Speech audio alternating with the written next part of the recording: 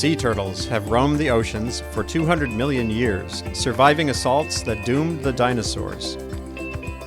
Around the world, different species face threats ranging from coastal building and poaching to fish nets. The latest hotspot for turtle trouble is Magdalena Bay on the Pacific coast of Mexico's Baja Peninsula.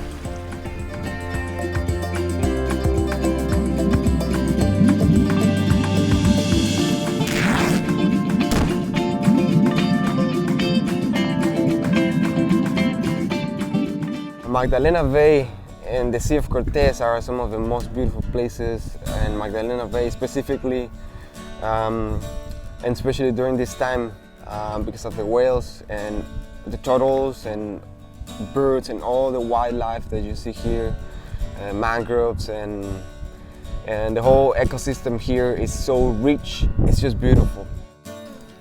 Well, the Magdalena Bay region of Mexico is really, truly spectacular. It's world-class in its biodiversity, its productivity. The fisheries are really absolutely amazing. And on the scale of all of Mexico, it's a standout region. It's so productive and so biodiverse.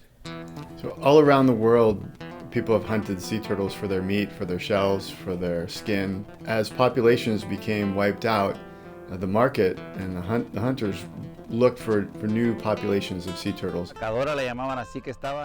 There used to be a turtle meat canning facility owned by a Frenchman in Magdalena Bay, where they would process the meat and can it to be exported.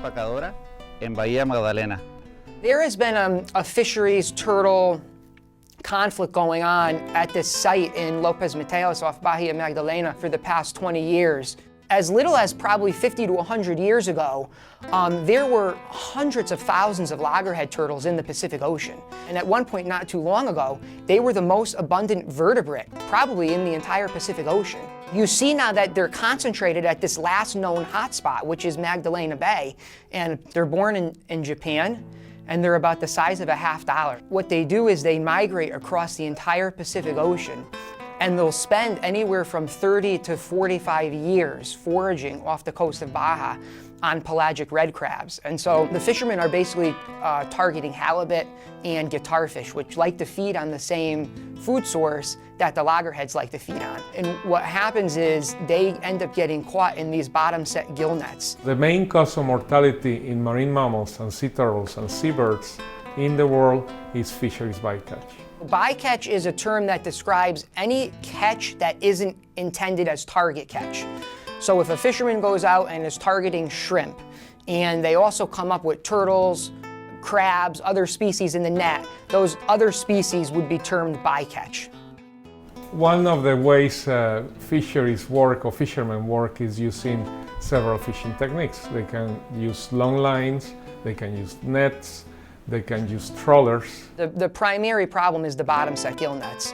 And that's again because when they end up in these nets are set at 100 to 200 feet on the bottom of the ocean. And so a turtle goes into this net and the net's only checked every 24 hours. It's an almost certain probability that the turtle will drown. The green sea turtle, which eats plants close to the shore, has also been under assault in the area. In 1990, all turtle species were declared protected. However, almost all fishermen traditionally ate turtle. We ate turtles most frequently during Holy Week. We would roast the turtle on a bonfire, simmering its chest and carapace above the fire. If there were a lot of people, we would prepare the meat with vegetables in a pot. Once it was ready, we would pour the meat onto the carapace, using it as a large bowl. I grew up in the ocean. In fact, I grew up eating sea turtles. My grandfather will bring them up, and they'll actually give us blood from the sea turtle, fresh blood from sea turtle, and drink it. So over there I knew something was wrong feeding on sea turtles. And then I started to care about the environment as I remember as 4 years old. Dr. Aguirre's childhood concerns reflected a gradual shift in the community toward caring for turtles. We realized that science alone and clearly the laws alone weren't going to save the turtles, that something else had to happen.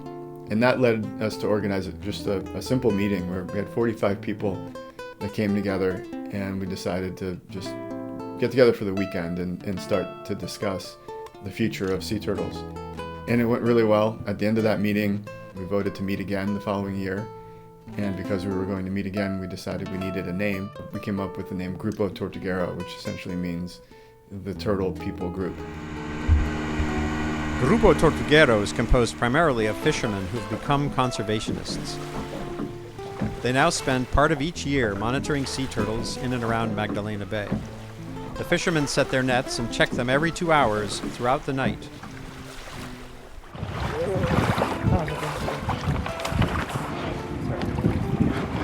If a turtle is caught, they haul it in, take its measurements, tag a flipper, and release it.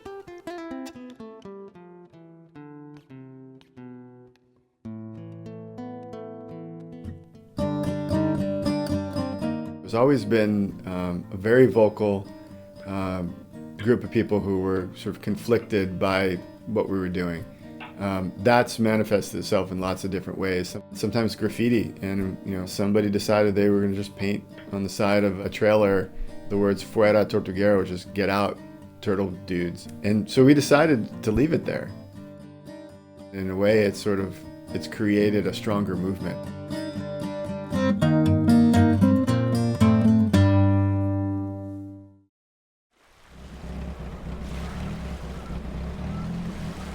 Victor de la Toba is a leader, but in a very quiet and unofficial way. He's the lighthouse keeper. Bueno, de 2003 hasta la fecha. Since 2003, we've worked on the turtle research alongside Sisimar and Grupo Tortuguero. My job is to find dead turtles and other animals, measure their length and width, and record data. He's taken on the cause of sea turtles as well, so he brings his authority as the lighthouse keeper and as a steady member of his community to the Turtle Project. And his job over the years has been to count the dead turtles that wash up on the beach as he's going out to check the lighthouse. And that's taken a lot of his time because there are so many. It's a lot of work. He's involved his entire family. And I remember when we first counted, literally, there was 230 dead turtles one day. And I said, "Victor, what are we going to do with this data?" And he said, "Well, let's tell the truth. Just put it out there, and we'll work through it." Pues sí, el pescador siempre me ha dicho. Fishermen have approached me and said, "You were once a fisherman like me. Why are you against us now?" A lot of the fishermen feared that conservation would take away their livelihood, but that's not the case. Siempre es algo difícil y no podemos involucrar de una manera. It hasn't been easy, and it's moving slowly because we cannot convince everyone. This is the mentality of the fishermen. They need to have proof. One of the ways we did that was to really pull all these carcasses and shells together into piles and to make a visual impression of the quantity of animals that was being consumed or washing up dead on the beaches, or even better, have them come visit and take a walk out to these turtle cemeteries or turtle graveyards and have a walk around in the shells, in the bones. So our goal has been to replace this activity, which is hunting and eating turtles, with something fun. We've also been holding these sea turtle festivals in communities throughout the region. But this past year, we had a little bit of an issue in Lopez Mateos because there's some conflict around the loggerhead mortality, the loggerhead bycatch, and so they ended up not holding the festival. The plight of the region's sea turtles has become a source of international tension. In a January report to Congress on improving international fisheries management, U.S. officials singled out Mexico for the rise in loggerhead deaths from gillnet fishing. Officials say the countries are discussing next steps. The United States, based on scientific advice of its biologists, believes that the strandings of the North Pacific loggerheads in 2012 in Baja California Sur resulted from a Mexican gill net fishery conducted in the region. What our fisheries sector said was, you have basically 2 years to clean up the fishery. And if you don't do this, we're going to impose any number of sanctions. In response to that, the Mexican government is very, very interested in cleaning up this fishery. Hopefully it won't come to that, because I think a boycott on fisheries products throughout Mexico will hurt a lot of people. But it's that kind of big stick threat that I think may actually lead to some real action on the ground and an adequate response and support for the fishermen who want to clean up their fishing activities. As recently as April 2013, Mexican officials were challenging evidence that loggerhead turtles were drowning in gill nets, pointing to other possible culprits like toxic algae blooms.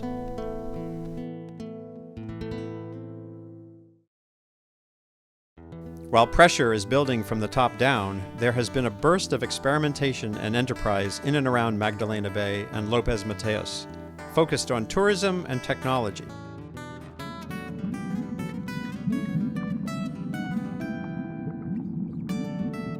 Red Sustainable Travel is a social enterprise that is focused on linking conservation to economic opportunities, mainly through ecotourism. So what we do is we work with individuals in different communities in Northwest Mexico, and we provide training and we help them with the strategic planning for community businesses, and then we help them implement them.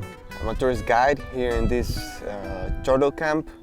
One of the goals of the Grupo Tortuguero in Red, that you not just tell the people about conservation, but also to give them other options to make money, and at the same time to preserve the turtles. So what we're trying to do is to preserve turtles by working with the fishermen so they can learn about alternative sources of employment besides fishing.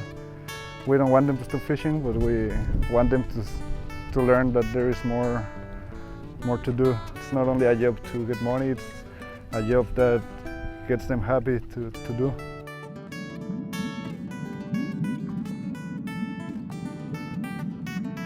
One of my collaborators, John Wang from the University of Hawaii, had this brilliant idea to put an LED light on a gill net. So right here we have basically just a container of water. Here's the light, and when the light hits the water, it goes on. And when it comes out, it goes off. And so it's a real simple tool for the fishermen to use. We found a 50% reduction in turtle catch at night. And we've actually found that the lights increase the halibut catch. So we think that they have a lot of promise. Even with all of these efforts, perhaps the most important change is in people's attitudes. It was critical that the next generation of people in these communities had a different idea about what turtles are for. When I began working with Red, I had never seen a baby turtle hatch on the beach. When I did for the first time, it was something special, and I thought, wow, look at all this. I had no idea. It was incredible. I'm happy to see young people involved in conservation and growing more interested in getting a job and education. I joined Red for the future of my children, who may or may not be fishermen, so that there might be other sources of work. That's why I stopped fishing and decided to work with conservation efforts.